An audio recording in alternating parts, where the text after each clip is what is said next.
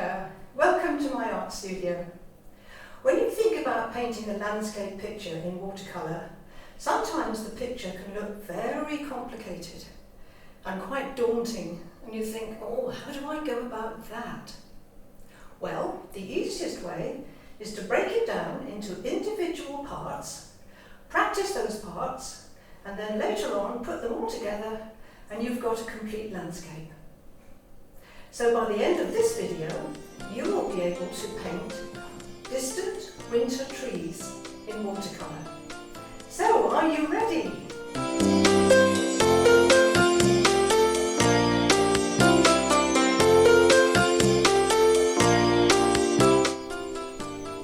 So we'll have a look at this picture with some beautiful winter trees in the background. It's quite a complicated picture. So what we're going to do is, well, just have a look at this area here. Makes a lovely little picture on its own.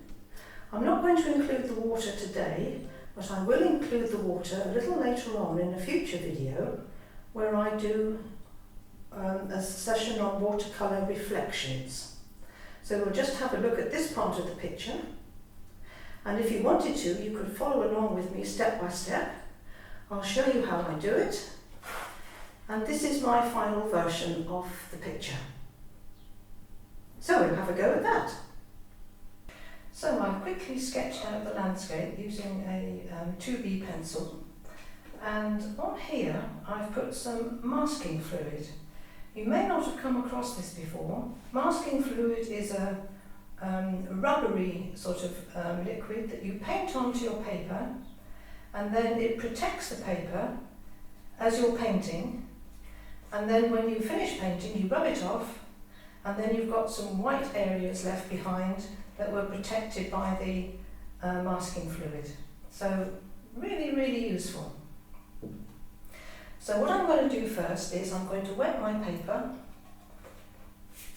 Now my paper is 100% cotton, which to me is the best paper you can buy. I'll just show you the colours that I'm going to use. So I've got cobalt blue, and I've got raw sienna light, and I've got transparent red oxide.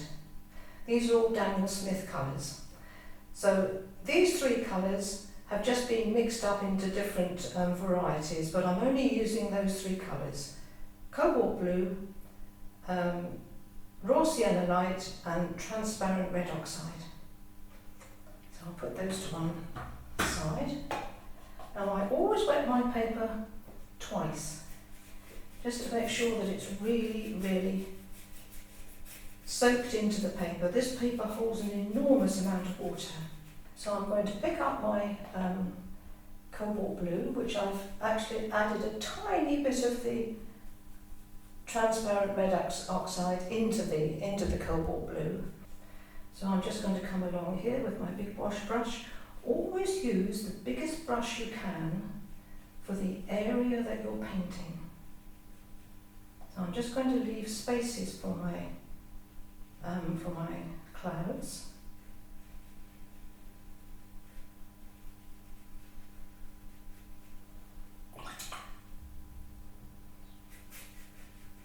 And I'll just move that down to the horizon, make it lighter towards the horizon. Skies always go lighter towards the horizon and darker at the top. So I'll just go in again with a little bit more blue at the top, just to make it a tiny bit darker, and then I'll just leave that to dry.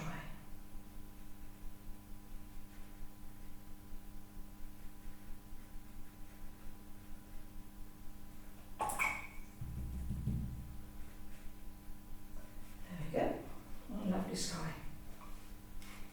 So I'll leave that to dry, and now I'm going to change to my slightly smaller brush, which is a round size 12, and I've got a piece of scrap paper here because I want to test the colours before I actually use them.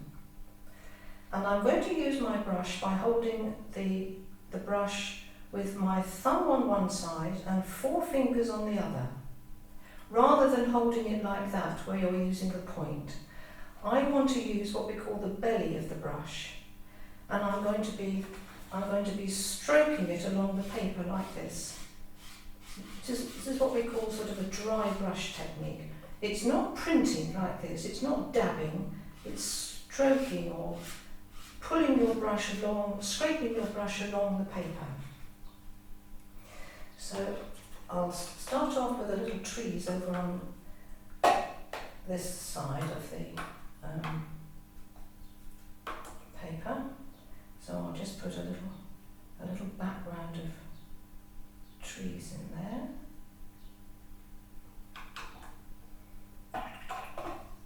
And I'll pick up some of my mixture of cobalt blue and transparent red oxide. And again, I'll just test it on there. Rub off most of the paint, because I want this to be fairly dry. And I'm just touching it onto the paper, stroking it onto the paper,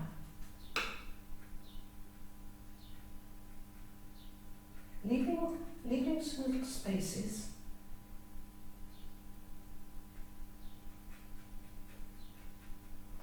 And then I'm going to come in with one of my other colours, which is a mixture of raw sienna light and a little bit of transparent red oxide. And there again I'm going to come in and just stroke it onto the paper like that. Just catching the brush on the edge of the paper.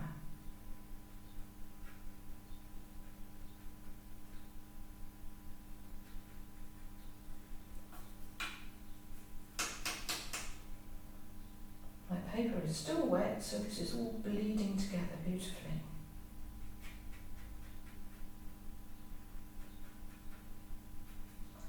Stroking that onto the edge of the... And when you're painting background trees, you don't want to be painting individual leaves. You just want an impression that there's actually something there. So I'm just doing little patches of colour, really. And let these all blend together because the paper is still fairly wet. I love doing wet in wet. I just think it gives such a lovely soft effect rather than having these hard edges.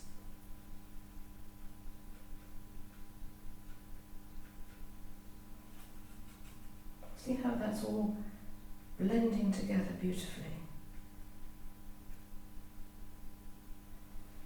Now into my slightly darker mix as I come forward.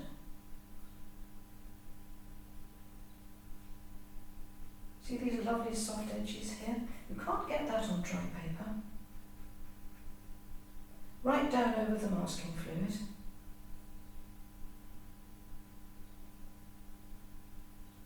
When you're painting in watercolour, remember that if it looks the right colour when you're painting it, it's not, because it's going to dry about 1/3 lighter. See how that's all pulling and blending together? Beautiful, beautiful soft edges. As soon as this begins to dry, I shall stop what I'm doing and just let it continue on its own. I'm just going to pick up a little bit more of that cobalt blue and transparent red oxide mix. Just put it along there, pull off most of the paint, and then just pop in a few more little background trees there.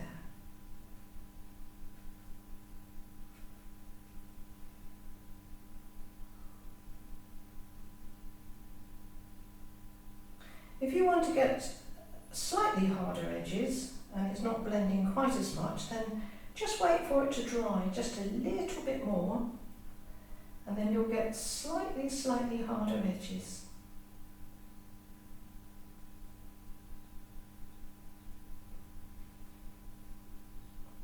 Right, so we leave that to dry, and then we'll come back and take off the masking fluid, and then we'll paint in all the exciting bits, which is the branches of the trees and all the little bits that bring the painting alive.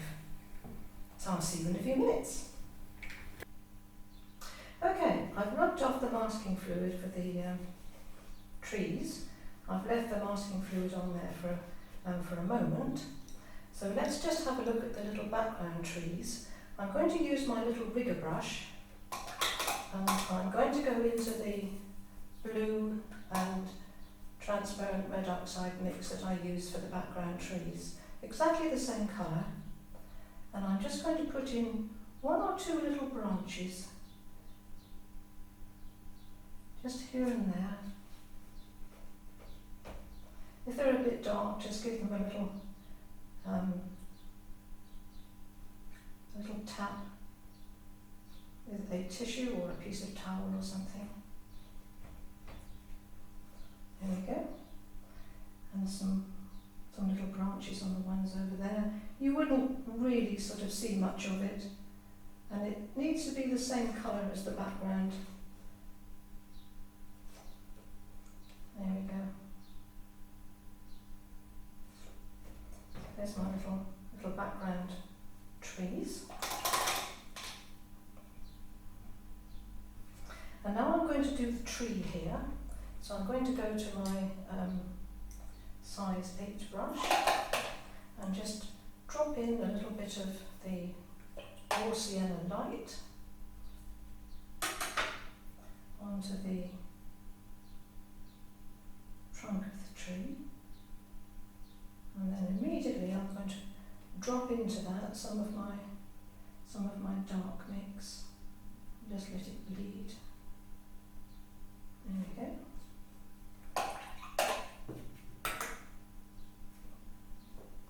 A little bit of the brown near the top.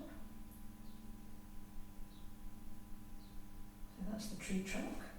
And then I can continue those branches up into my tree.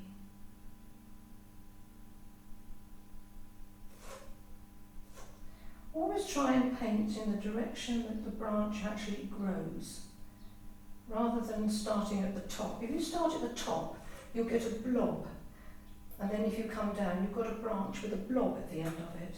So always try and go up in the direction that the branch is actually growing. Remember that branches also come down as well as up. So I'm now going to change onto my rigger brush, and I'm going to have a slightly darker mix.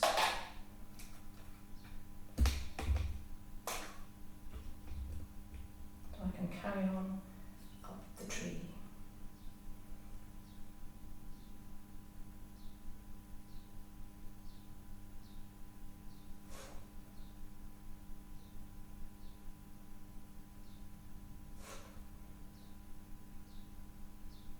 Remember that branches are very wiggly things. They're never straight.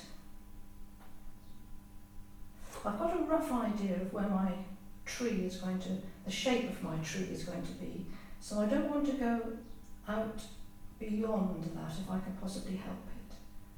Otherwise it's going to be a very funny looking tree. So always come up in the direction that the branch is actually growing. And remembering, as I said, that branches also come down as well as going up. And branches never grow opposite each other. They come down in a sort of a zigzag.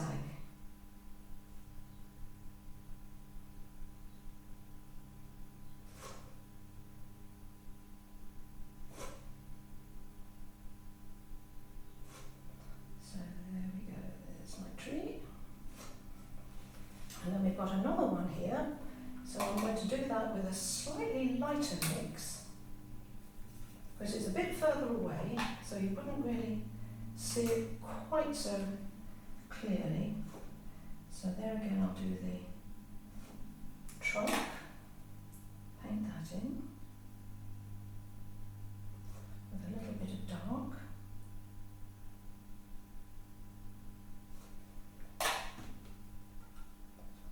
And then up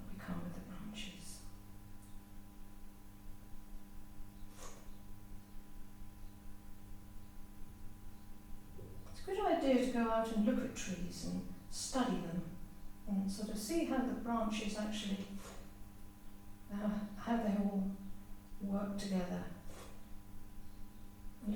Look at the shape of the trees in winter time. That's the best time to look at them. Because when they're covered in summer foliage, it's never quite as easy to see the shape of the trees.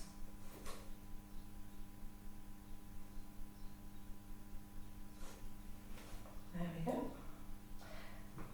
Now, to get the sort of effect of the twigs around the outside of the tree, I'm just going to use my round brush, my size 12 round brush, and again pick up the same mixes as I've been using before, which is cobalt blue and a mixture of red iron oxide, transparent red oxide,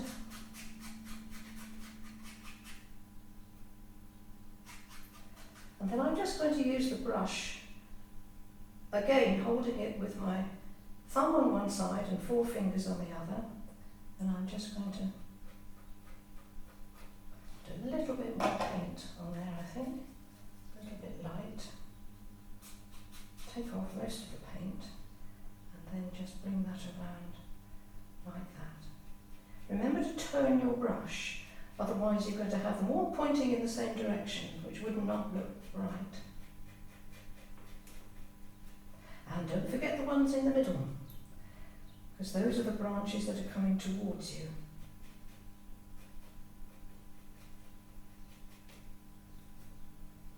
Now, how easy is that?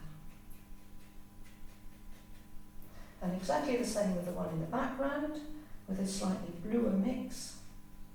And go around like that, remembering to turn my brush. And there's my background trees. Oh, by the way, if you use a craft knife, you can scratch in some little twigs and things if you wanted to. If you do this when it's wet, the paint will run back into those little spaces and it'll make a dark trunk. If you do it when it's dry, it gives you a white trunk. So let's put some little branches in here, some little tree shapes in here.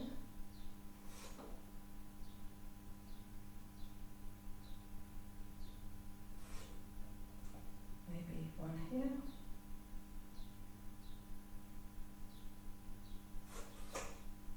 Don't overdo it, just put, excuse me, just put 1 or 2 just here and there, so you don't actually, you can't get carried away doing this, because it's the bit that brings the painting alive.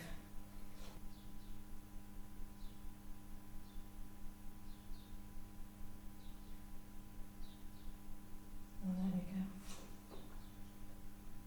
go. Now I think that's probably all you need to do. What I've done here is I've put a piece of masking tape on because I'm going to use this area in a future video to show you how to do reflections in water. So I wanted to have a nice straight line here. So what I'll do is I'll rub off the masking fluid that I've got, get rid of that. See how that leaves beautiful white paper underneath.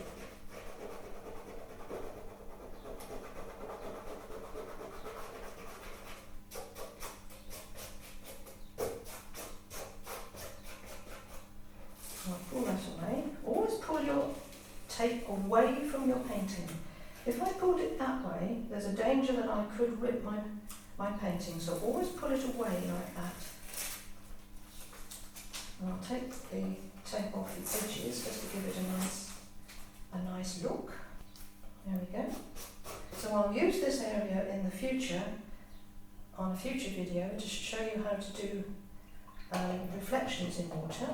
But just for now, these little grasses and things here, I'm just going to mix up a little bit of my yellow and blue to make a green. I'm just going to touch that in there.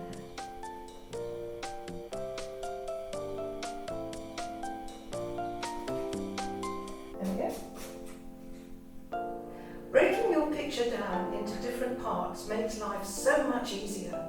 Practice those parts, put them all together, and then you've got a complete landscape. If you haven't done so already, then do consider subscribing to my channel. Click the little bell icon and then you'll know when I upload the next video. Thank you for watching, and I'll see you next time. Remember, there is an artist in everyone. Bye for now.